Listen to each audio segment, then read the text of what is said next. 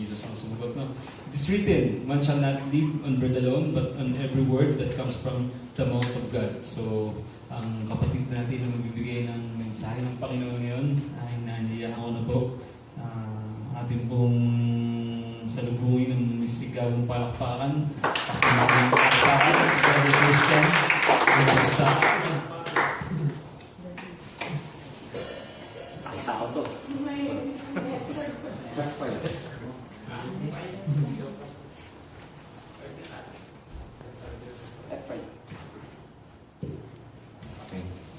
Morning po sa ating lahat. Amen. Sino mo ang stress? Stress kasi nag-darts, no?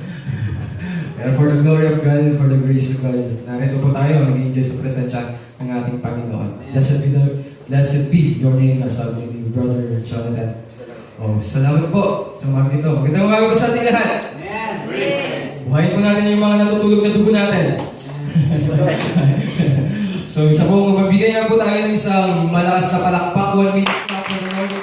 Give our best clap of it for the Lord. For the Lord.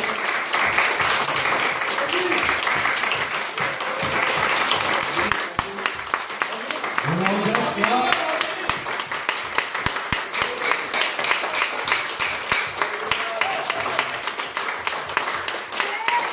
10, 9, 8, 7, 6, 5, 4, 3, 2, 1. Salamat po. Lahat ng papuri ay para sa ating Panginoon. Glory. So let us pray before we start.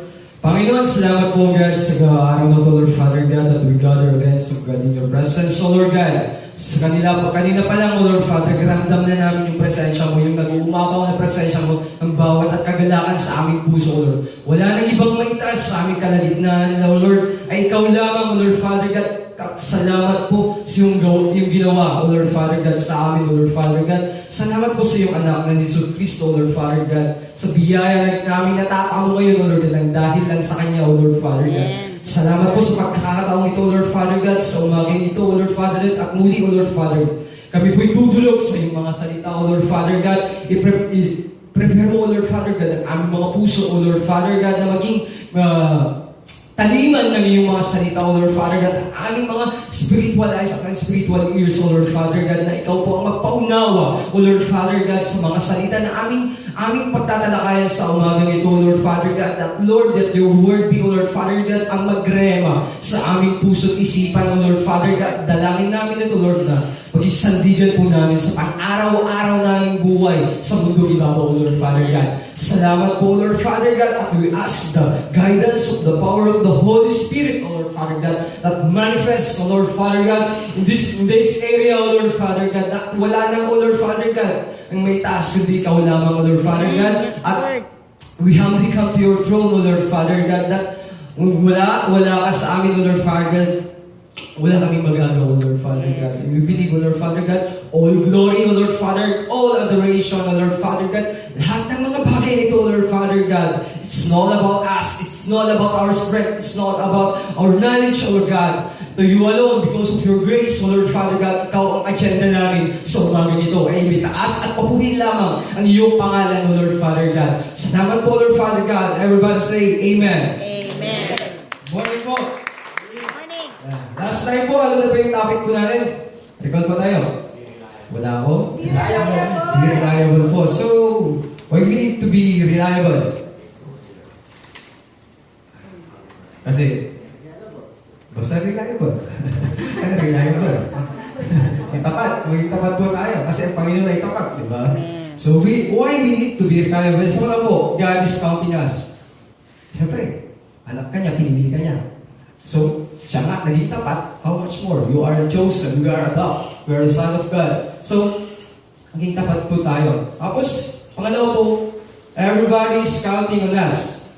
So, sa pamilya mo, nagkakount ko, inaasahan ka. Sa mga kaibigan mo, inaasahan ka din na susuporta ka. Sa gawain ng Panginoon, kaya nag-reliable, ay maging inaasahan tayo ng Panginoon na maging tapat kasi para sa kaunlad ng gawain ng ating Panginoon. So, we need to be reliable because God is counting us. And there's, mayroon pong mga tao na nag-count sa'yo. Amen. Pagsabi mo nga sa katabi mo, count on me. Ay, saan mo ako kapatid, kaibigan? Nandito lang ako. Bilang brothers and sisters in Christ. Amen? Amen po ba? Amen. Mga sasalita lang yan Amen. So, ang ating topic for today is may related po din siya sa being reliable. Pinagkakawalaan po tayo ng Panginoon. Ang topic ko po sa atin ay hindi na po bago. Bago ngayon lang makikinig. Yung nakinig yung story nito. So, the Good Samaritan. So, ang ating dito pala yun ba? So, our text ay makikita po sabi po ng title po na sa last verse niya, Go. Go, do likewise. Comedy para mabuhay po tayo. Mabuhay po tayo sa mga dugulan. Dugulan sa ako. Pag sa Pilipinas po kasi, hirap ako mag-Ilocano pag nagsasalita. Pag dumating na po ako sa Korea na Ilocano na yung sa church. Bakit kaya? Mali ata. Okay? Sabi po dito magsisimula po tayo sa Luke chapter 25 to 37. Sabi dito, on one occasion, an expert in the law stood up to test Jesus. Teacher, he asked, what must I do to inherit eternal life? What is written in the law? He replied, how do you read it? He answered, love the Lord your God with all your heart and with all your soul and with all your strength and with all your mind, and love your neighbor as yourself. You have answered correctly. Jesus replied, do this and you will live. Proceeding verse. But he wanted to justify himself so that, ask Jesus, and who is my neighbor? And Jesus replied, Jesus said, a man was going down in Jerusalem to Jericho. When he was attacked by robbers, he struck him in his clothes, and he went away, leaving in half dead. And a priest happened to going down and same road, and where so ganito pala kaliit siya, and they possessed to the other side. But the Samaritan has traveled and come where a man was, and we saw him look pity on him. When the him in bondage his wound, and verse, so going the Levite who is come in place and saw him passed on the other side, and man his own donkey and brought him on the inn and took care of him. And the next day he took and then to the first look after he said and returned and happened why expenses. Which is this do you think? And the neighbor we will be fell in the hands of robber. The experts law replied, the one who had mercy, and he told, go na naman. Go to likewise. Hindi ako nabubuyon. Yeah. Go. So, maliit pala siya. Yung pagkakala ko nakita ko sa screen, yung pag dito pala maliit siya. So, may happen po dito, may story po. Isa pong lawyer po siya. Ano po yung tinetest niya po si Jesus. Tinetest niya. Alam niya kasi, yun nga, sabi ng lawyer niya, aral siya. Doon sa verse 25, one occasion, sabi nga sa teacher, he asked, what must I do to inherit eternal life? So ano kailangan ko para magkaroon pa ako ng buhay na walang hanggan? Sabi ko dito, pero ang kwan dito, yung lawyer na yun, aral siya. Alam niyo yung mga kasulatan, yung mga Levitical laws o Mosaic law. Alam niyo yung mga bagay na yun. Sabi dito, tinetest niya si Jesus at sabi po dito, sabi nga he answered at binato din siya ng katanungan. Question, sabi nga, what is written in the law? Ano yung nasusulat sa law mo? Alam niya So, galing ni Jesus, no? Parang alam na rin yung iniisip ng bagay na. Kasi tinetest niya kung alam talaga ni Lord kung ano yung law. Tapos dito, he replied, how do you read it? He answered, siya yung mismo din sumagot sa tanong niya. sa tanong niya. Sabi nga, love the Lord your God with all your heart, and with all your soul, and with all your strength, and with all your and the proceeding love your neighbor as lavish. Ito yung pinaka-summary ng law, di ba? Dun sa New Testament, di ba? Sabi, makikita po natin sa Deuteronomy chapter 6, verse 5, yan. Tapos yung mga Levitical law. Pero, sabi na, nagtanong ulit siya. Nagtanong ulit siya. Sabi dito, you have answered correctly. Jesus replied, sabi po dito, do this and you will live. Minsan nagtatanong po tayo, ano yung mga bagay na kailangan ko para makapunta po tayo sa area ng Panginoon. Magkaroon po ka ng buhay na walang God. Ito po yung mga gagawin po natin. Sabi nga, love the Lord, your God. After you saved by grace, love the Lord with your God, all your soul, with all your strength. Pero yung pinaka-main focus ko po, sabi po dito, sa following verse, sa preceding verse ko sa verse 29, but he wanted to justify himself. Tinest niya ni si Lord at gusto rin niyang pag-justify yung lawyer na alam niya yung bagay na yun. Kaya paki-justify nga. Parang gano'n ba? Kung alam mo siya, justify mo nga. Amen. Sabi po dito, in reply, a man was going well. So alam na natin yung story po natin. Nung bata pa tayo, alam na natin yung story. Sino yung lumapit? Sino yung priest ba? Sino yung pumasok sa sugatan? The Good Samaritan. Okay. Okay, ito po yung lugar kung gaano kalayo. Yung a little background kung gaano kalayo ang Jerusalem at Jericho. Ang gaano siya kalayo ay yung 17 miles or tinawag na 27 kilometer. Ganun pa siya kalalayo. Every Sabbath day, isang mga priest pumupunta siya sa Jerusalem. Okay? Makikita po natin dito yung tatlong karakter. Diretso na po tayo. Para hindi po tayo magtagal. Gusto ko yung diretso na. 3 karakter. Ang una po, ang karakter ay the robbers. Ito yung magnanakaw, yung mga tulisan. Ang pangalawa, si pare, the priest. Tapos yung pangalawa, the Levite. Ito yung mga kasama din ng pare.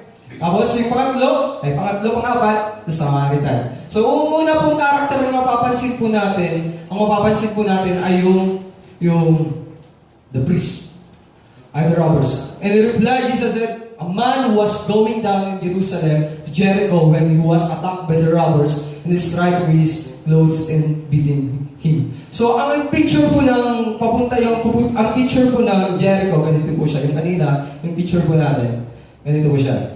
Kabundukan siya at maliblib na bundukin. Di po, at wala pong katao-tao. Di ba?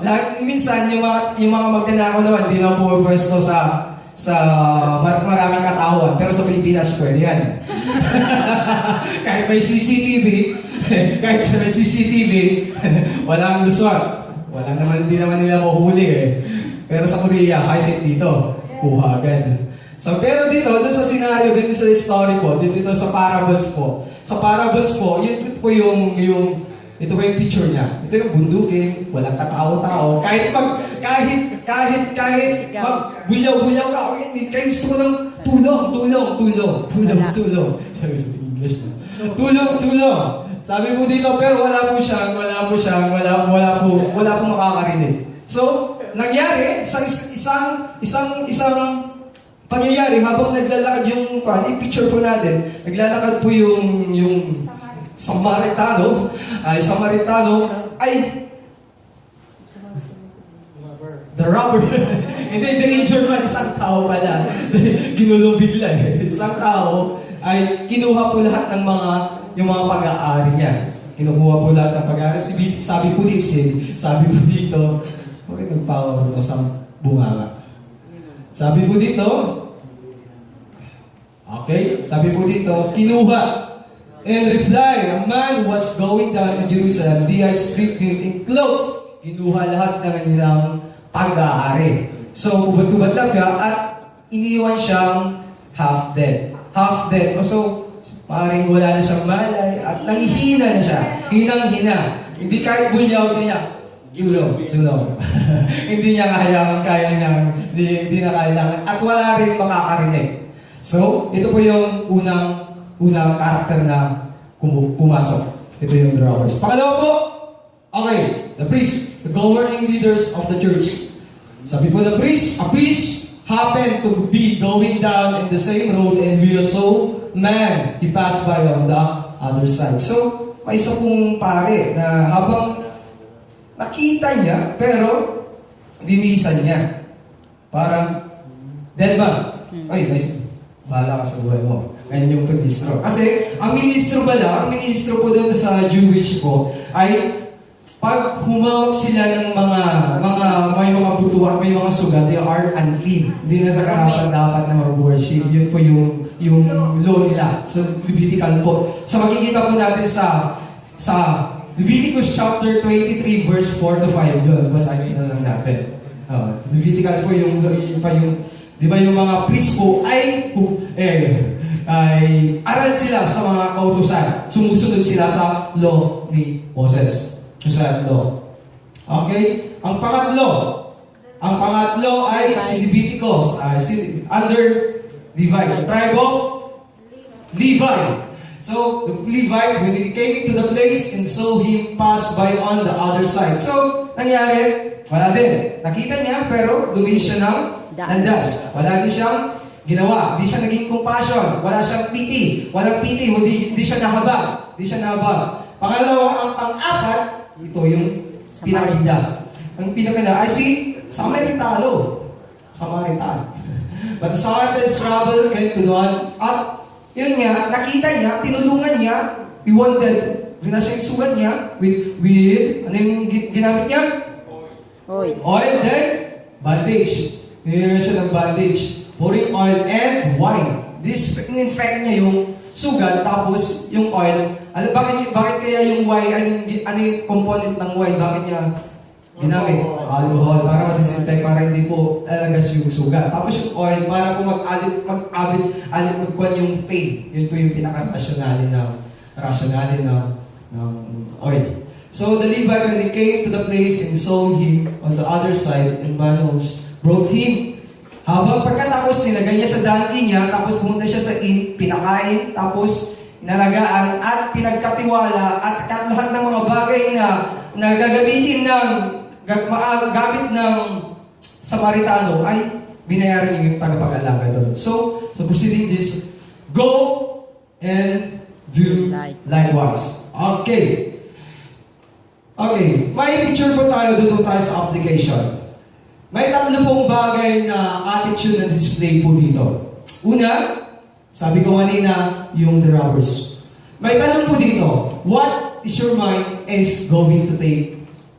So, kung ano yung sa'yo, kunin ko. Tapos pangalawa po, the priest and the Levite, what's mine is mine, and I'm going to keep it. Tapos Samaritan, what is mine is yours, it's mine, going to share. Okay. Ito po yung metaphor. Ito po yung ginamit na metaphor dito sa parables po dito. We are, minsan po sa buhay po natin, una po, we are endured. Minsan, tumatakbo tayo sa ating buhay. Minsan, sugatan, mga pagsubok na ating nararanasan. We are endured by many trials. Minsan, picture po ng Jericho po, ito yung mga pagsubok na ating tinatahak. Minsan, nasusubok tayo. But the robbers did. Sino po yung robbers na i-emphasize doon? Just Satan. Minsan, binigyan po tayo ng mga pagsubok. We are kinukuha lahat ng mga bagay na pwedeng i-test ka sa faith mo. Minsan dito, kakasakit tayo, pero anong nangyari? Patuloy pa rin po tayo sa ating Panginoon. Ang pangalawa po ay yung the priest. Ano po yung priest na pinipicture po dito? Yung priest po ay marami nang alam sa mas maaring isang leader ng church. Maaring leader ka ng church. Alam mo yung mga bagay patungkol sa Biblia. Pero sabi po dito, alam mo, pero in own sa utak lang. Wala siyang compassion, hindi siya gumawa ng action. Kumbaga, alam mo nga, alam mo na yung katotohanan, alam mo yung mga bagay, alam mo yung mga bagay na, alam mo nga yung bagay na prinsipyo, sabi mo nga, alam mo yung love the Lord. Sabi nga dito, you must love the Lord. Pero love mo, it shows your action. Kumusta po yung action ko natin? Sabi nga ng Panginoon, love your neighbors. How do you love our neighbors? Showing by words alone? Or by Action. action? Sabi nga, bilang Kristiyano ba, nakikita yung Halata. Nakikita yung ebidensya. Amen. May tangible evidence na tinatawag. Amen. Amen. Una po, ay pangalawa po yung Levites. Yung Levites sa picture din po ay alam niya lahat. Alam niya lahat. Alam niya lahat yung mga bagay. Alam niya lahat din yung mga kautusan. Alam niya lahat din yung mga kautusan. Pero, the picture din, tinulungan niya ba yung once? Yung injured man? No. No. Di siya naging compassionate. Di siya naging passion. Di siya nahawa.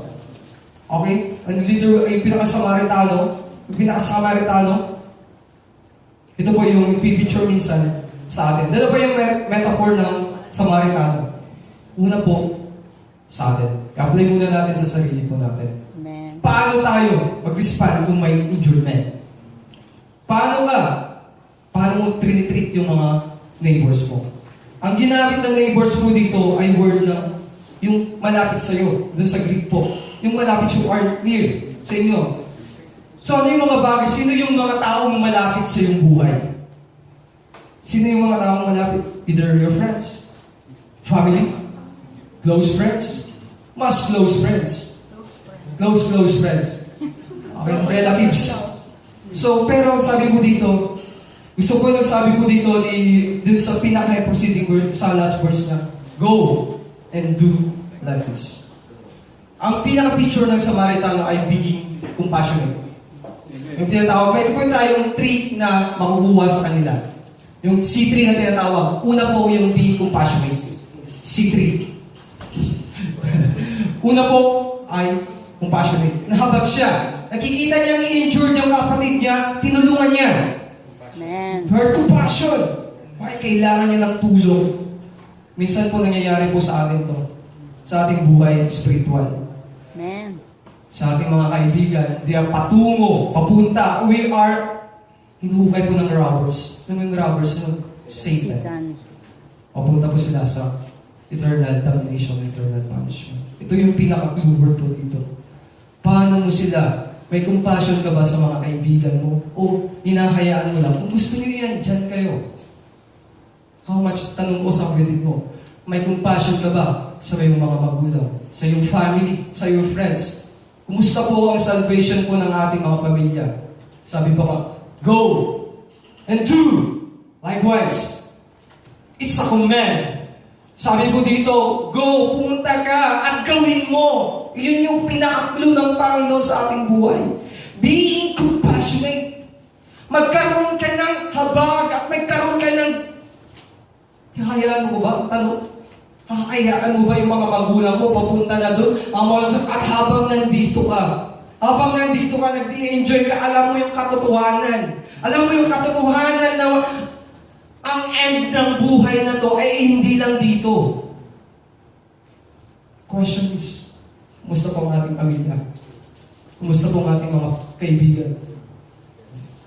May habag ka ba para i-share ang kabutihan ng Panginoon sa buhay? Encourage po. We must karoon po tayo ng passionate. Nabag nga ang ating Panginoon kasi pagmamala yung habag niya sa ating buhay. Ang pangalawa po ay yung care. Sabi ko kanina, may C3 po tayo. Compassionate. Pangalawa, care. Paano tayo mag-alaga sa ating mga kaibigan?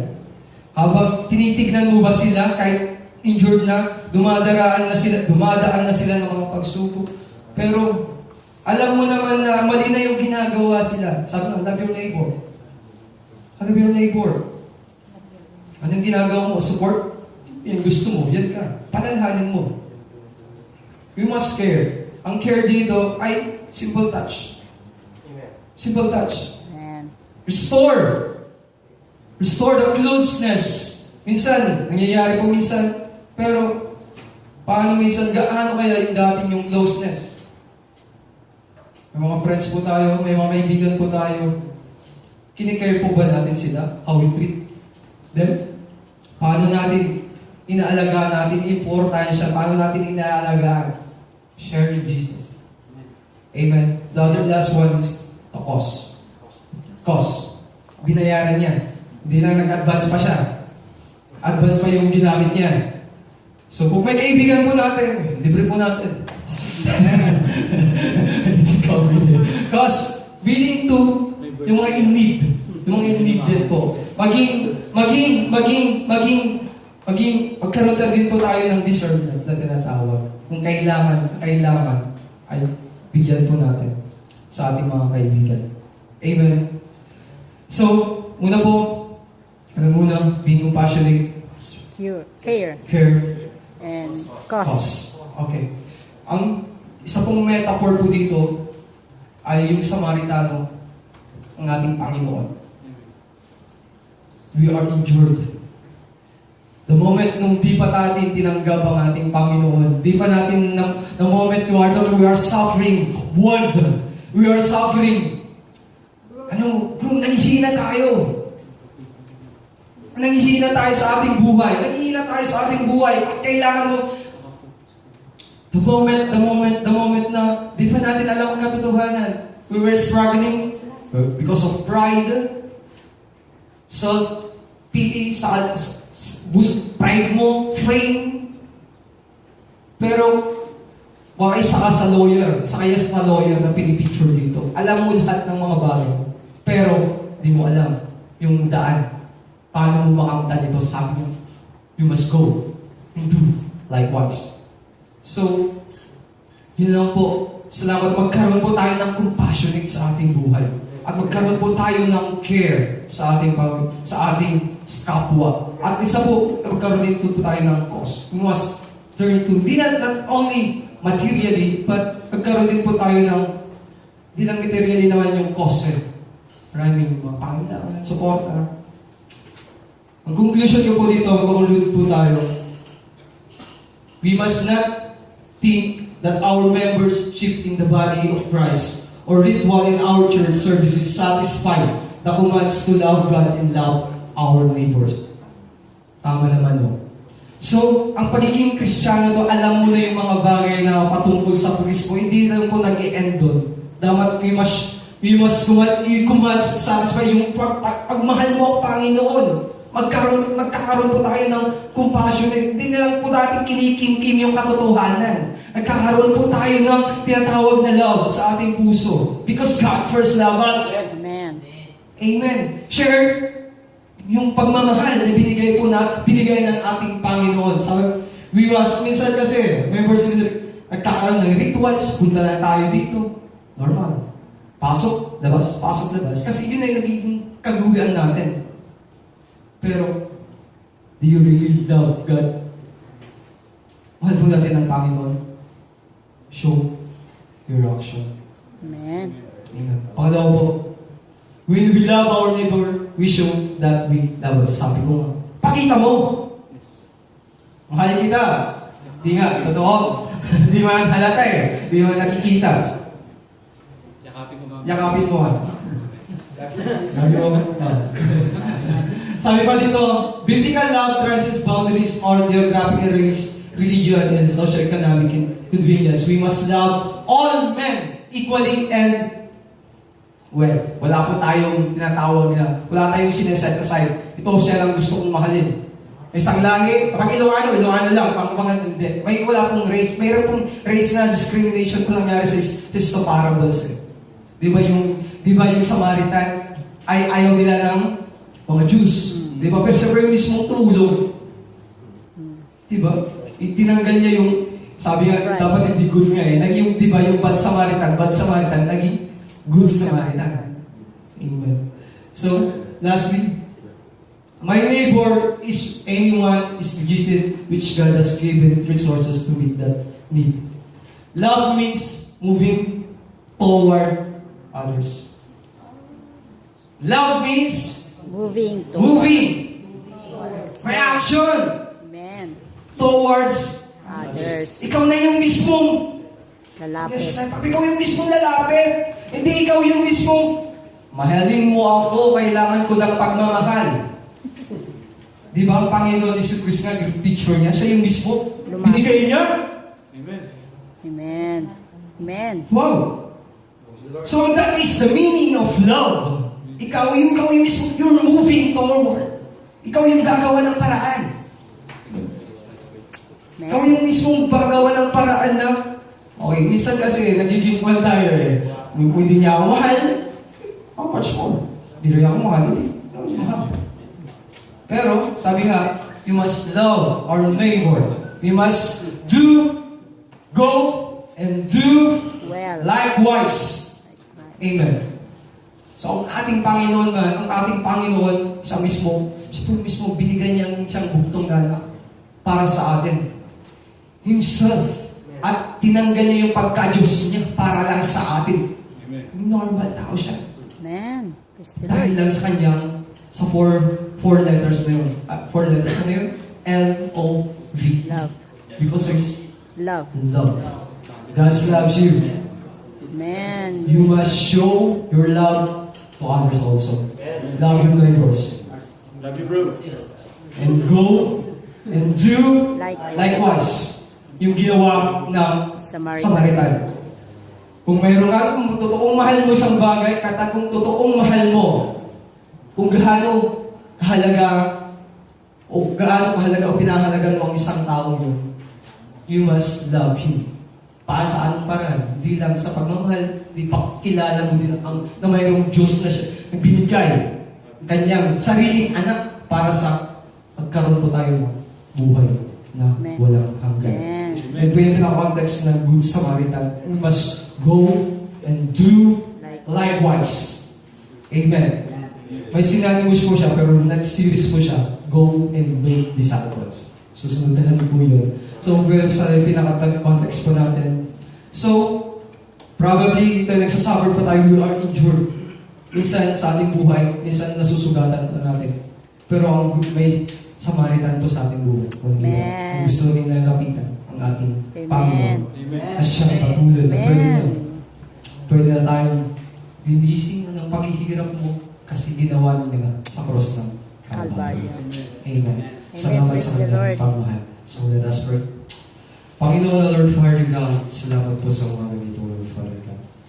Salamat po, Lord Father God, sa iyong parables, Lord Father God, sa aming pag-aralan sa iyo, Lord Father God. Minsan, O Lord Father God, dumarating sa aming buhay, O Lord Father God. We endured, O Lord Father God, for many trials, O Lord Father God. Sa mga we are wounded, O Lord Father God, sa mga naririnig po namin, hindi po kaya, we are mga pagsubok na aming nararanasan sa aming buhay, O Lord Father God. Pero God, thank you, O Lord Father God, that you are there, O Lord, for us. Sorting, O Lord Father God. Ikaw na mismo, O Lord Father, ang lumalapit sa amin, O Lord God, that you are there for us, O Lord Father God. Salamat po sa iyong anak na si Jesus Cristo, Lord Father God. At siya po ang naging daan sa aming kaligtasan, O Lord God. At lahat po ng mga paghihirap na to, Lord Father God, yung dinaas sa cross ng Calvary, O Lord Father God. Thank you for the freedom, O Lord.